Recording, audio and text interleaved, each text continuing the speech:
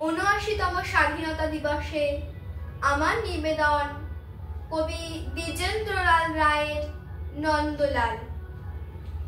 নন্দলাল তো একদা একটা করিল ভীষণ পণ, স্বদেশের তরে যা করেই হোক রাখিবেই সে জীবন।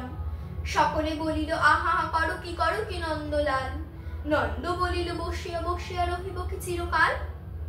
আমি না করিলে কে করিবে আর উদ্ধার এই দেশ। তখন সকলে বলিল বাহবা বাহবা বাহবা বেশ। নন্দর ভাই কলেরায় মরে দেখিবে তাহারে কেবা। সকলে বলিল যাও না নন্দ করো না ভাইয়ের সেবা।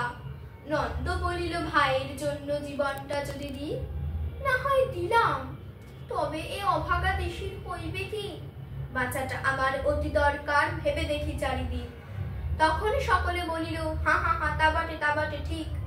নন্দ একদা হঠাৎ একটা কাগজ করিল বাহির, গালি দিয়া সবে গদ্যে পদ্যে বিদ্যা করিল জাহির।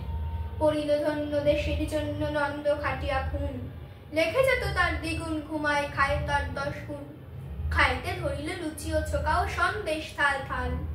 তখন সকলে বলিল বাহবা বাহবা বাহবা নন্দলাল। নন্দ একদা কাগজেতে এক সাহেবকে দেয় গালি, সাহেব আসিয়া গলাটি তাহার টিপিয়া ধরিল খালি।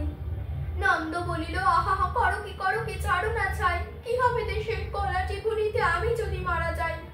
বলো কবি খত নাকে দেব খত, যা বলো করিব তাহা। তখন সকলে বলিল বাহবা বাহবা বাহবা বাহা।